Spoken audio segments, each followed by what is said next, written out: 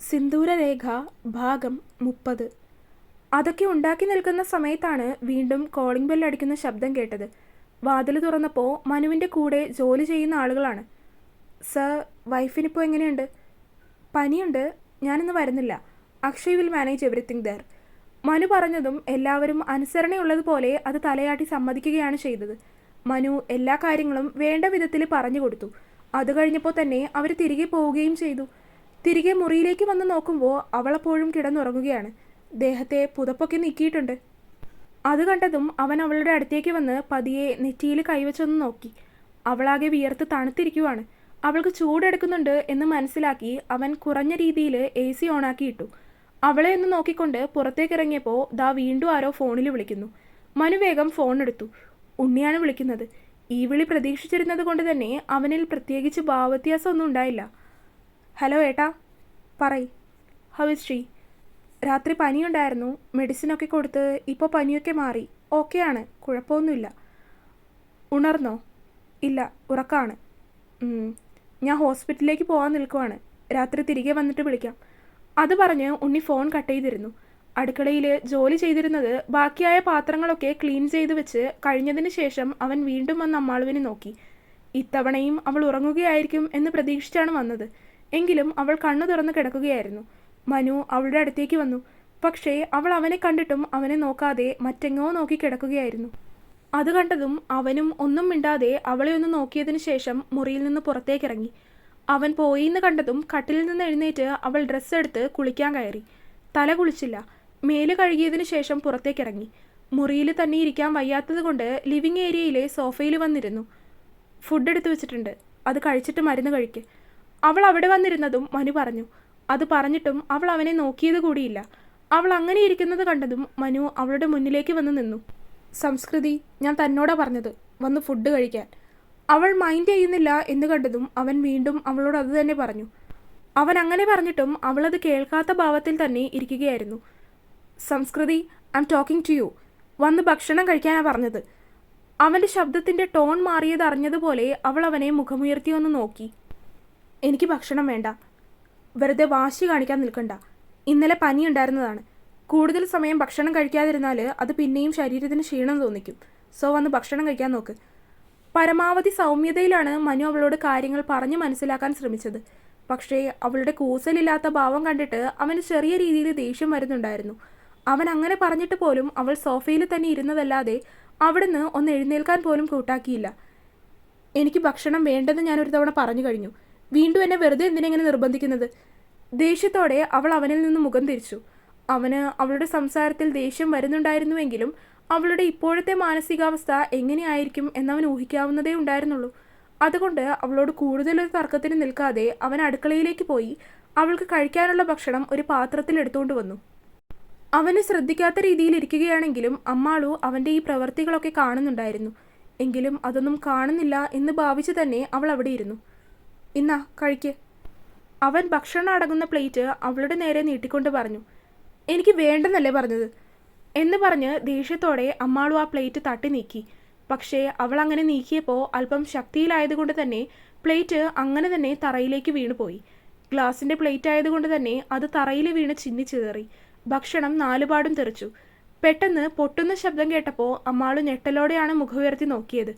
താഴേക്ക് നോക്കാൻ നിൽക്കാതെ അവൾ മുഖമുയർത്തി നോക്കിയത് മനുവിനെയാണ്. അവൻ ദേഷ്യത്തിൽ അവളെ തന്നെ നോക്കി നിൽക്കുകയായിരുന്നു. അവൻ്റെ കണ്ണുകൾ ചുവന്നു വരുന്നത് ഒരു ഭയത്തോടെയാണ് അമ്മാൾ നോക്കി നിന്നത്. ഞാൻ അറിയാതെ. അവൻ്റെ ദേഷ്യത്തോടെയുള്ള മുഖഭാവം കണ്ടതും അമ്മാളുവിന് എന്താണ് പറയേണ്ടതെന്ന് പോലും കിട്ടുന്നില്ലായിരുന്നു. തൊണ്ടക്കുഴിയിൽ നിന്ന് ശബ്ദം പുറത്തേക്ക് വരാത്തതുപോലെ തോന്നി അവൾക്ക്. പറയാൻ ഉദ്ദേശിക്കുന്നത് പറയാനാവാതെ പതറിപ്പോകുന്നു. അവൾ തറയിൽ ചിന്നിച്ചിതറി കിടക്കുന്ന പ്ലേറ്റിലേക്കും ഭക്ഷണത്തിലേക്കും നോക്കിക്കൊണ്ട് അവനെ തലയുയർത്തി നോക്കി. കൂടുതലൊന്നും അവളെ പറയാൻ നിൽക്കാതെ അവൻ വെട്ടിത്തിരിഞ്ഞ് മുറിക്കകത്തേക്ക് കയറിപ്പോയി. അമ്മാളും അപ്പോഴും അങ്ങനെ തൻ്റെ കയ്യിൽ നിന്ന് അറിയാതെ സംഭവിച്ചു പോയതിൻ്റെ പകപ്പിൽ നിൽക്കുകയായിരുന്നു. മനു അകത്തേക്ക് കയറിപ്പോയതും ഇനിയും ഇങ്ങനെ ഇരുന്നാൽ ശരിയാവില്ലെന്ന് കരുതി അടുക്കളയിലേക്ക് പോയി ഒരു തുണിയൊക്കെ ആയിട്ട് വന്ന് പൊട്ടിയ ചില്ലുകളൊക്കെ എടുത്തു മാറ്റി അവിടെയൊക്കെ അവൾ വൃത്തിയാക്കി. രാക്ഷസൻ, ഞാൻ കരുതി എന്നെ പിടിച്ച് തിന്നു കളയുമെന്ന്. അവിടെയൊക്കെ ക്ലീനാക്കുന്നതിനിടയിൽ അമ്മാളു മനസ്സിൽ ചിന്തിക്കുമായിരുന്നു. അതുപോലെയായിരുന്നു അവൻ്റെ ആ സമയത്ത് നോട്ടം. അയാൾക്ക് മാത്രം എങ്ങനെ ഇതിനു മാത്രം ഗൗരവവും ആറ്റിറ്റ്യൂഡും ഇട്ട് നടക്കാൻ പറ്റുന്നത്?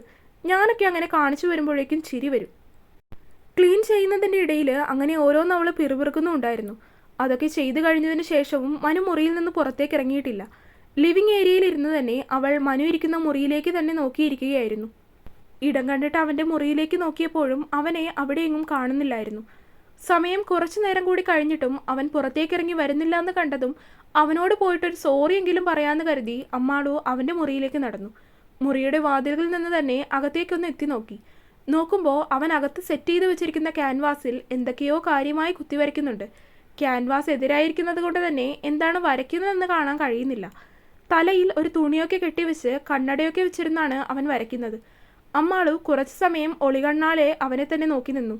പെട്ടെന്ന് എന്തോ ഒന്ന് ചെയ്തിട്ട് തിരിഞ്ഞു നോക്കിയ മനു കാണുന്നത് വാതിൽക്കൽ നിന്ന് അകത്തേക്ക് നോക്കി നിൽക്കുന്ന അമ്മാളുവിനെയാണ്. അത് കണ്ടതും അവൻ അവളെ ഒന്ന് സൂക്ഷിച്ചു നോക്കിയതിന് ശേഷം വീണ്ടും മൈൻഡ് ചെയ്യാതെ തൻ്റെ ജോലികളിലേക്ക് തന്നെ തിരിഞ്ഞു. അവൻ കണ്ടുന്നായതും അമ്മാളുവിന് ചെറിയ രീതിയിലൊരു ചമ്മല് തോന്നിയെങ്കിലും അവൾ മുറിക്ക് അകത്തേക്ക് കയറി.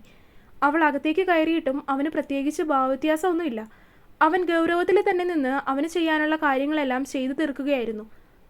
അതെ. കുറച്ചു നേരം അങ്ങനെ അതും ഇതും ശബ്ദം ഉണ്ടാക്കിയെങ്കിലും അവൻ തിരിഞ്ഞു നോക്കുന്നില്ലെന്ന് കണ്ടതും അവൾ അവനെ വിളിച്ചു. അതെ. വിളിച്ചിട്ടും അവൻ മൈൻഡ് ചെയ്യുന്നില്ല എന്ന് കണ്ടതും അവൾ അവനെ തോണ്ടി വിളിച്ചു. ഇത് വലിയ ശല്യമാണല്ലോ എന്ന രീതിയിലാണ് അത് കേട്ടതും അവൻ തിരിഞ്ഞു നോക്കിയത്. സോറി, ഞാൻ മനഃപൂർവ്വമല്ല. അത് പറഞ്ഞതും അവൻ അവളെ തിരിഞ്ഞു നിന്നുകൊണ്ട് ഒന്ന് സൂക്ഷിച്ചു നോക്കി. മുതിർന്നവർ പറഞ്ഞാൽ അതനുസരിക്കാൻ ആദ്യം പഠിക്കണം. ഇന്നലെ നിനക്ക് പനിയായിരുന്നു. അത് ഇനിയും വരണ്ടല്ലോ എന്ന് കരുതിയിട്ടാണ് ഞാൻ നിന്നോട് മര്യാദയ്ക്ക് ഭക്ഷണം കഴിക്കാൻ ആദ്യം പറഞ്ഞത്. ഇതുപോലെ അനുസരണക്കേട് കാണിക്കാനാണെങ്കിൽ ഇവിടെ നിൽക്കണ്ട. തിരിച്ച് ഞാൻ ടിക്കറ്റ് എടുത്തു തരാം. നാട്ടിലേക്ക് പൊക്കോ. അവളുടെ നേർക്ക് വിരൽ ചൂണ്ടിക്കൊണ്ട് മനു പറഞ്ഞതും തല താഴ്ത്തി നിന്ന് അവൻ പറയുന്നതെല്ലാം കേൾക്കുക മാത്രമാണ് അവൾ ചെയ്തത്. ഞാൻ പോവില്ല. അവൻ അങ്ങനെ പറഞ്ഞു നിർത്തി. കുറച്ച് സമയം അവളൊന്നും മിണ്ടാതിരുന്നുവെങ്കിലും അടുത്ത നിമിഷം തന്നെ അവളുടെ തറുതല പോലുള്ള ഉത്തരവെത്തിയിരുന്നു. എന്ത്? നിങ്ങൾ എന്നെ ഇവിടെ ഇന്നലെ ഒറ്റയ്ക്കിട്ടുകൊണ്ട് പോയില്ലേ? എന്നിട്ട് ഇവിടെ കള്ളം കയറി. ഞാൻ അയാളെ കണ്ട് പേടിച്ചു. അതുകൊണ്ടാണ് എനിക്ക് പനി വന്നത്. അപ്പോൾ എനിക്ക് പനി വരാനുള്ള കാരണം നിങ്ങളല്ലേ? വിട്ടുകൊടുക്കാത്ത രീതിയിൽ അവൻ്റെ കണ്ണുകളിലേക്ക് നോക്കി അല്പം ദേഷ്യത്തിൽ തന്നെ അവൾ ചോദിച്ചു. യെസ്, ഇന്നലെ അങ്ങനെ പറ്റിപ്പോയി. I have that regret in my mind.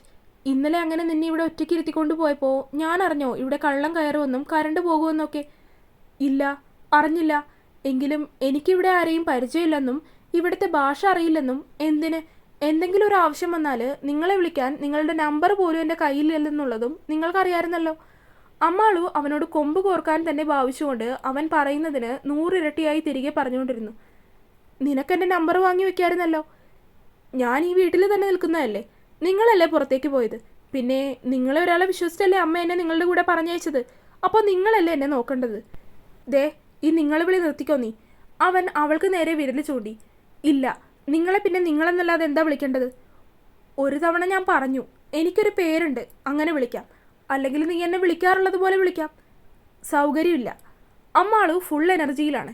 ഇന്നലെ വന്ന പനിയൊക്കെ കണ്ടം വഴി ഓടിയിട്ടുണ്ട്. സൗകര്യമില്ലെന്നോ? അവളുടെ മറുപടി കേട്ടതും അവൻ അത് ചോദിച്ചുകൊണ്ട് അവളുടെ അടുത്തേക്ക് നടന്നെടുത്തു.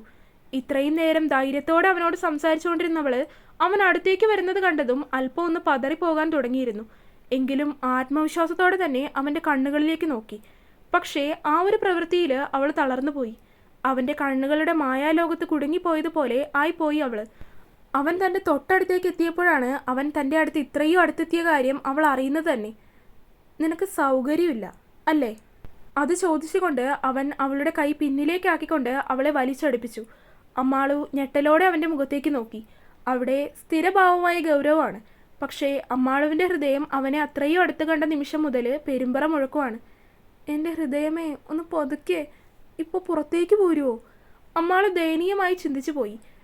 കാരണം അവൻ അത്രയും അടുത്ത് നിൽക്കുമ്പോൾ ഉള്ള തൻ്റെ ഹൃദയമിടിപ്പ് അവൾക്ക് തന്നെ കേൾക്കാനാവുന്നുണ്ടായിരുന്നു. അത് അവൻ കേൾക്കുമോ എന്നുള്ളൊരു വെപ്രാളവും അവളിൽ നിറഞ്ഞു. ഇനി പറയ്, മോളെന്നെ എന്തോന്നാ വിളിക്കാൻ പോകുന്നത്? മനുവേട്ടെന്ന് വിളിച്ചോളാം. വെപ്രാളത്തോടെ അവൻ്റെ കൈപ്പിടിയിൽ നിന്ന് രക്ഷപ്പെടാനായി അവൾ വേഗം തന്നെ മറുപടി പറഞ്ഞു. അപ്പം മോൾക്ക് മര്യാദ അറിയാം. ഇനി എന്നെ ആവശ്യമില്ലാത്ത പേര് വിളിക്കാനാണ് ഉദ്ദേശമെങ്കിൽ മുൻപ് പറഞ്ഞത് ഓർമ്മയുണ്ടല്ലോ, ചുരുട്ടിക്കൂട്ടി എവിടെയെങ്കിലും കൊണ്ടുപോയി കളയും ഞാൻ. അത് പറഞ്ഞ് അവൻ അവളുടെ കയ്യിൽ നിന്നുള്ള പിടി വിട്ടു. അമ്മാള് വേഗം തന്നെ അവൻ്റെ അടുത്ത് നിന്ന് പിന്നിലേക്ക് നീങ്ങി നിന്നു. പോയി ഫുഡ് എടുത്ത് കഴിക്കാൻ നോക്കടി. അലർച്ച പോലെ അവൻ പറഞ്ഞതും പിന്നീട് അവിടെ നിൽക്കാതെ അമ്മാളു മുറിക്ക് പുറത്തേക്ക് ഓടി. പോടാ പട്ടി.